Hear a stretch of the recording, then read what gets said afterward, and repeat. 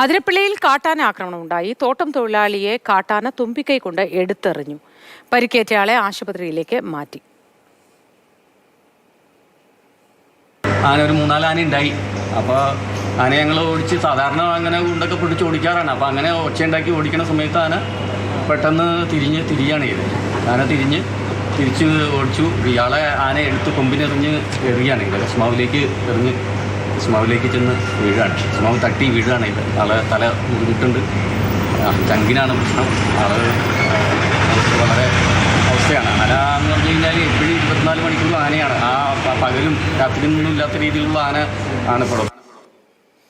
വിവരങ്ങളുമായി MS ലിഷോ ചേർന്നു. Lisho, good morning. ഈ പരിക്കേറ്റത് ആർക്കാണ്? വിശദാംശങ്ങൾ, വ്യക്തി വിവരങ്ങൾ എന്താണ്? ആരോഗ്യസ്ഥിതി എങ്ങനെയുണ്ട് ഇപ്പോൾ? ഈ തോട്ടം തൊഴിലാളിയായ പ്രസാദിനാണ് പരിക്കേറ്റിരിക്കുന്നത്. ഇവർ തൊഴിലാളികൾ ജോലിക്ക് ഇറങ്ങുന്നതിന് തൊട്ട് മുൻപേ തന്നെ അവിടെ ആനകൾ ഉണ്ടെങ്കിൽ ആനകളെ ഓടിക്കുന്ന ഒരു പതിവാണ്. കാരണം ആനകളുണ്ടെങ്കിൽ തൊഴിലാളികൾക്ക് ജോലി ചെയ്യാനായി പ്രശ്നങ്ങൾ ഉണ്ടാകാറുണ്ട്. അതുകൊണ്ട് തന്നെ അങ്ങനെ ഈ തോട്ടത്തിനടുത്ത്, കശ്മാവിൻ തോട്ടത്തിനടുത്ത് കാട്ടാനകൾ നിൽക്കുന്നുണ്ടായിരുന്നു. ആ സമയത്ത് ആനകളെ ഓടിക്കുകയായിരുന്നു അവിടെയുള്ള തൊഴിലാളികളെല്ലാം തന്നെ.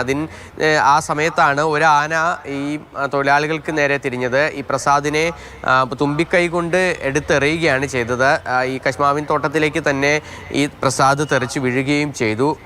വാരിയല്ലൊടിഞ്ഞ് ലങ്സിൽ കയറിയിട്ടുണ്ട് എന്നുള്ളതാണ് ആശുപത്രിയിൽ നിന്ന് നമുക്ക് അറിയാൻ കഴിഞ്ഞത്. ഇപ്പോൾ ഗുരുതരമായി പരിക്കേറ്റ പ്രസാദിനെ ചാലക്കുടിയിലെ സ്വകാര്യ ആശുപത്രിയിലാണ് ചികിത്സയിൽ പ്രവേശിപ്പിച്ചിരിക്കുന്നത്. എന്തായാലും അവിടെ ചികിത്സ പുരോഗമിക്കുകയാണ്. ഈ മേഖലയിൽ സ്ഥിരമായി കാട്ടാനകളുടെ സാന്നിധ്യമുണ്ട്.